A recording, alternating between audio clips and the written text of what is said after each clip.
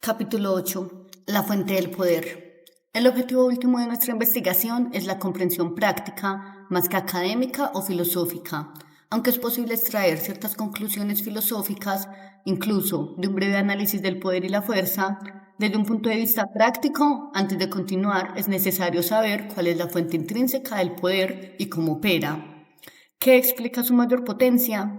¿Por qué la fuerza siempre acaba sucumbiendo ante el poder? A este respecto, la Constitución de Estados Unidos puede proporcionar un estudio provechoso. Este documento calibra en torno a 700. Si uno lo lee frase por frase, aparece la fuente de su poder. Es el concepto de que todos los hombres son iguales en virtud de su creación divina y que los derechos humanos son intrínsecos a la humanidad y por lo tanto inalienables. Es curioso que este mismo concepto haya sido la fuente de poder para Mahatma Gandhi. El poder frente a la fuerza. Cuando se examina el poder, se ve que surge del significado, guarda relación con el motivo y los principios. El poder siempre está asociado con lo que sustenta el significado de la vida misma.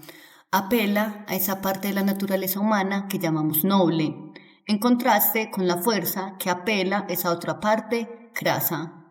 El poder apela a lo que eleva, dignifica y ennoblece. La fuerza siempre tiene que ser justificada, mientras que el poder no requiere justificación. La fuerza se asocia a lo parcial, el poder a la totalidad, y se analiza la naturaleza de la fuerza. Enseguida se queda claro por qué siempre debe sucumbir al poder. Esto acá está de acuerdo con una de las leyes fundamentales de la física, como la fuerza crea de forma automática una fuerza en sentido contrario. Su efecto es limitado por definición. La fuerza es como un movimiento, va de aquí hasta allí, o lo intenta, avanzando frente a una oposición. El poder, en cambio, es inmóvil, es como un campo establecido que no se mueve. La gravedad, por ejemplo, no se mueve contra nada. Su poder mueve todos los objetos dentro de su campo, pero el campo de gravedad en sí no se mueve. La fuerza siempre se mueve contra algo, mientras que el poder no se mueve contra nada. La fuerza es incompleta y por lo tanto tiene que recibir energía de forma constante, pero el poder es total y completo en sí mismo y no requiere nada externo. No establece demandas ni tiene necesidades, como la fuerza tiene un apetito insaciable, consume todo el tiempo. El poder, en cambio, estimula, da de sí, abastece y sustenta. El poder da vida y energía, mientras que la fuerza las quita. El poder está asociado con la compasión y nos hace sentir positivos. La fuerza se asocia al juicio y nos hace sentir mal. La fuerza siempre crea otra fuerza opuesta, polariza en vez de unificar. La polarización siempre implica conflicto. Su coste, por tanto, es elevado. Como la fuerza incita a la polarización, es inevitable que produzca una dicotomía entre ganar y perder. Y como siempre pierde alguien, se crean enemigos. Al tener que afrontar enemigos constantemente, la fuerza requiere defensa sin pausa. Esta actitud defensiva es costosa, tanto en el mercado como en la política o en los asuntos internacionales. Al buscar la fuente del poder, nos hemos dado de cuenta de que está asociado con el significado y este se relaciona con el sentido de la vida misma. La fuerza es concreta, literal y argumentable, requiere pruebas y apoyo. Las fuentes de poder, por su parte, son indiscutibles y no están sujetas a pruebas. Lo autoevidente no se discute. La salud es más importante que la enfermedad. La vida lo es más que la muerte. El honor es preferible al deshonor. La fe y la confianza son mejores que la duda y el cinismo. Lo constructivo es preferible que lo destructivo. Todas estas declaraciones son evidentes en sí mismas y no hay que probarlas. En definitiva, lo único que se puede decir sobre una fuente de poder es que simplemente es. Cada civilización se caracteriza por sus principios inherentes. Si estos son nobles, dicha civilización tiene éxito. Si son egoístas, fracasa. El término principios suena abstracto, pero sus consecuencias son muy concretas. Si se examinan los principios, se ve que residen en el ámbito de lo invisible, dentro de la conciencia misma. Aunque es posible señalar ejemplos de honestidad en el mundo, la honestidad misma como principio organizador central para la civilización no existe de forma independiente en ninguna parte del mundo externo. El verdadero poder, por lo tanto, emana de la conciencia misma. Lo que se ve es la manifestación visible de lo invisible. El orgullo, la nobleza de propósito, el sacrificio por la calidad de vida, se consideran que son cosas que inspiran y dan significado a la vida. Pero lo que de verdad nos inspira en el mundo físico son las cosas que simbolizan conceptos con un poderoso significado para nosotros. Dichos símbolos realinean nuestros motivos con el principio abstracto. Un símbolo puede aglutinar un gran poder debido al principio que ya reside en nuestra conciencia. El significado es tan importante que, cuando la vida pierde su significado, es como en el suicidio. Según la vida pierde el significado, primero sobreviene la depresión. Y cuando la vida se vuelve suficientemente carente de significado, se suelta por completo. La fuerza tiene objetivos pasajeros cuando se alcanzan. Lo que queda es el vacío de la falta de sentido. El poder, por otra parte, motiva sin tregua.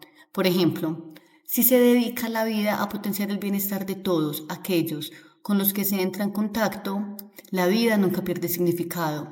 Por otra parte, si el propósito de la propia vida es el éxito económico, ¿qué ocurre una vez obtenido? Esta es una de las principales causas de depresión entre los hombres y las mujeres de mediana edad. La desilusión y el vacío provienen de la incapacidad de alinear la propia vida con los principios en los que se origina el poder. Un buen ejemplo de ese fenómeno se halla en las vidas de los grandes músicos, compositores, directores de orquesta actuales. A menudo desarrollan su profesión hasta bien entrados en los 80 o 90 años y con frecuencia tienen hijos y llevan una vida vigorosa hasta esa avanzada edad. Han dedicado su vida a la creación y a la encarnación de la belleza, y esto incorpora y expresa un enorme poder. Se sabe que, a nivel clínico, ese alineamiento con la belleza está asociado con la longevidad, el vigor y, como la fuerza es función de la creatividad, la longevidad es común en todas las ocupaciones creativas. Nuevos paradigmas. La posición filosófica del positivismo, basada en la premisa de que solo es real lo cuantificable, está en origen de las ciencias. Sin embargo, las fuentes del poder son invisibles e intangibles. La falacia del empirismo lógico queda patente desde su premisa esencial. ¿Acaso no es una posición abstracta afirmar que nada es real al menos de que sea mensurable? Esta proposición en sí no es tangible, visible ni mensurable. El argumento mismo de la tangibilidad surge de lo intangible. Y aunque tal posición fuera válida, ¿quién querría vivir sin orgullo, honor, amor, compasión o valor? Voy a abordar este argumento a pesar de sus patéticas implicaciones. ¿Tiene el poder de una base tangible o solo procede de lo indefinible, de lo místico, lo filosófico, lo espiritual o lo abstracto? ¿Se puede saber algo sobre el poder que tenga sentido para quienes solo se originan hacia el mundo del cerebro izquierdo, el cual, a pesar de su sofisticación informática, no deja de ser un sistema de medición mecánica? Antes de continuar, conviene recordar que las máquinas más avanzadas en inteligencia artificial son incapaces de sentir alegría o felicidad.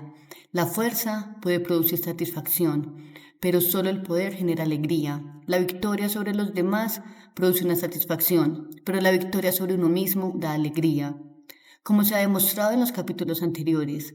Ahora, estas cualidades no solo pueden ser medidas, sino calibradas con exactitud, para que esto sea más comprensible para la razón. Continuemos nuestro viaje por una serie de conceptos de la física teórica avanzada de fácil comprensión. No hay que sentirse intimidado ante estos conceptos, al contrario, sus implicaciones para la vida cotidiana, aunque profundas, son muy simples. No se necesita entender la estructura molecular del caucho para beneficiarse de tener llantas en las ruedas del coche. Si bien sus pruebas pueden ser complejas, la teoría de la relatividad de Einstein y el teorema de Bell, por ejemplo, se pueden expresar en unas pocas frases muy fáciles de entender.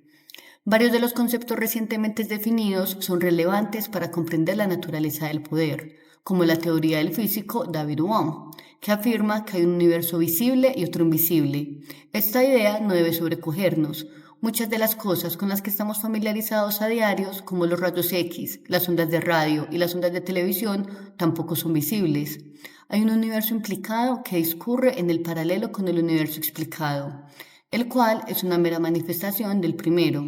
Así, por ejemplo, cuando la idea de construir el edificio más alto del mundo obtuvo apoyos, el resultado fue que un concepto invisible se convirtió en el Empire State, en el mundo visible. El universo implicado está conectado con la conciencia humana, como cuando una inspiración surge en la mente de un creador. Wong dice que el significado vincula la mente y la materia, que son las dos caras de una misma moneda. Otro concepto útil es la noción de Rupert Sheldrake de los campos morfogenéticos o campos M. Estos patrones organizados invisibles actúan como plantillas energéticas que establecen las formas de diversos niveles de la vida. La diferenciación de estos campos M es lo que da lugar a los representantes de una misma especie sean idénticos.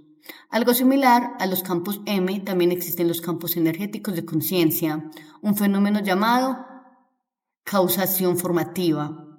La idea de que los campos M favorecen el proceso de aprendizaje ha sido verificada por la experimentación a gran escala.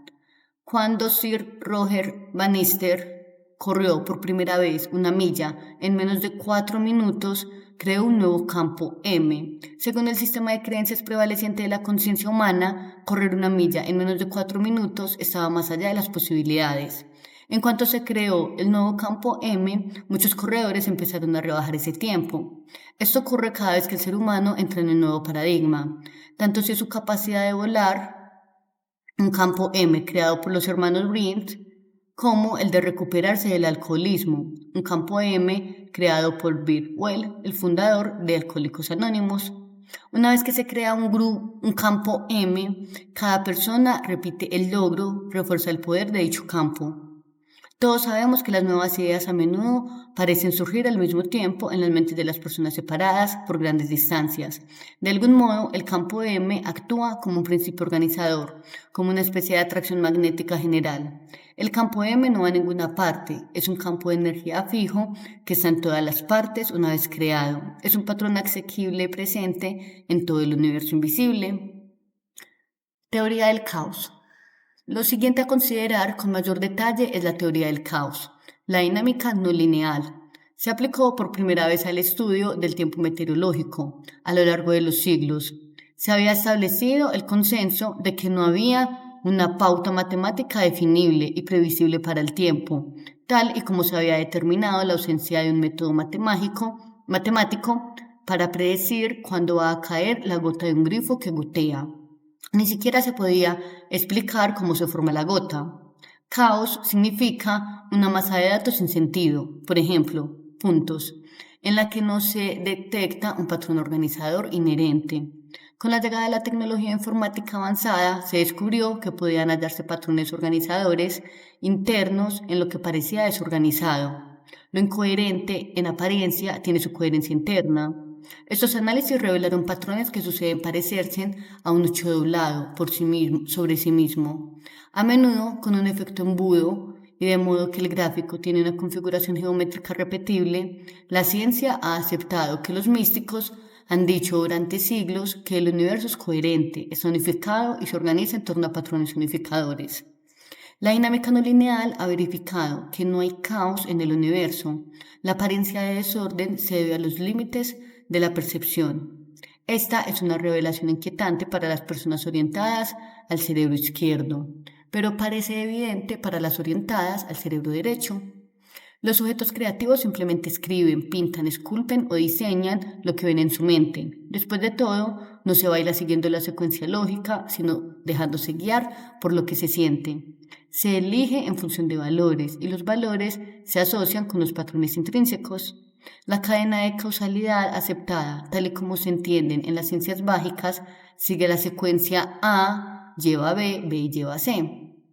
En este esquema, que propone que el determinismo material, nada es intrínsecamente libre, sino solo el resultado de alguna otra cosa. Por lo tanto, es limitado. En realidad, lo que este sistema define es el mundo de la fuerza. La fuerza A da como resultado la fuerza B, y es transmitida a la fuerza C, con la consecuencia D. D a su vez se convierte en el comienzo de otra serie de reacciones en cadena, ad infinitum. Este es el mundo del cerebro izquierdo, rutinario y previsible. Es el paradigma limitado desde el que operan las ciencias convencionales, familiar y controlable, pero no creativo. Está determinado y por lo tanto limitado por el pasado. No es el mundo de la genialidad, pero a muchos les parece seguro. Es el mundo de la productividad y de la visión práctica, pero a las personas creativas les resulta vulgar y prosaico y poco inspirador. Una cosa es concebir el Empire State y otra muy distinta, construirlo, porque hacer que algo ocurra exige motivación. La motivación se deriva del significado. Por lo tanto, los mundos visible e invisible están vinculados, como ya se ha representado gráficamente.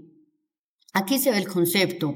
ABC está dentro del universo invisible e implícito y activará su emerger al mundo visible, lo que dará como resultado A lleva a B, B lleva a C. Así, el mundo visible se crea a partir de lo invisible y por lo tanto está influido por el futuro. La capacidad de materializarse el concepto invisible se basa en el poder del propio concepto original. Podría decirse que el cerebro derecho le llega la pauta y el cerebro izquierdo la hace visible. Un ABC puede ser un atractor de alta o de baja energía. Parece que ciertos conceptos y valores tienen más poder que otros. Hasta ahora, la ciencia solo ha definido que los atractores pueden tener alta o baja energía. Dicho de manera simple, los patrones atractores poderosos generan resultado fuerte en la prueba de kinesiología y los atractores débiles provocan el resultado débil. Algunas ideas son tan debilitantes que el mero hecho de tenerlas en mente impide que el sujeto de la prueba pueda mantener su brazo en alto. Otros conceptos son tan poderosos que cuando el sujeto piensa en ellos es imposible bajar su brazo por más fuerza que se haga. Esta es una observación clínica universal. Los patrones poderosos están asociados con la salud y los débiles con el malestar, la enfermedad y la muerte. Si tienes en mente el perdón, tu brazo será muy fuerte, pero si piensas en la venganza, se debilitará. Para nuestros fines, solo es necesario reconocer que el poder fortalece mientras que la fuerza debilita. El amor, la compasión y el perdón, que algunos podían confundir con signos de sumisión, nos hacen muy poderosos. Por otra parte, es inevitable que la venganza, los juicios y la condena nos debiliten. Por lo tanto, con independencia, la valoración moral, el hecho clínico dice que a la larga lo débil no puede prevalecer frente a lo fuerte. Lo débil acaba cayendo por su propio peso. A lo largo de la historia humana, los individuos de gran poder fueron aquellos que se alinearon con atractores poderosos. Dijeron una y otra vez que el poder que se manifestaba no era suyo. Cada uno de ellos atribuyó la fuente de su poder a algo mayor que él mismo. Todos los grandes maestros de la historia y de nuestra especie tan solo han enseñado una cosa, una y otra vez en cualquier lenguaje y época. Todos ellos se limitaron a decir: renuncia a los atractores débiles en favor de los fuertes. Al examinar estos atractores se percibe que algunos patrones débiles tienden a imitar, solo en la forma, a otros más poderosos. A estos se les llama imitadores. Así, bajo el tercer Reich, el pueblo alemán fue engañado por el patriotismo, porque creyó que era patriotismo. El demagogo o el fanático intenta vender a los imitadores como si fueran auténticos, como si fuera una verdadera cosa. Con este fin, los demagogos siempre exhiben abundante retórica y los que se mueven desde el poder necesitan decir muy poco. Con esto terminamos la primera parte. Continuaremos con la segunda parte en el próximo episodio y con el capítulo 9. Muchas gracias por haber leído conmigo. Ha sido para mí un placer leer para ti. Recuerda darle me gusta si este contenido ha resonado contigo, activa las notificaciones y suscríbete a mi canal para que no te pierdas ni un solo capítulo de este libro tan espectacular y de los muchos que vienen por leernos juntos. Chao, chao.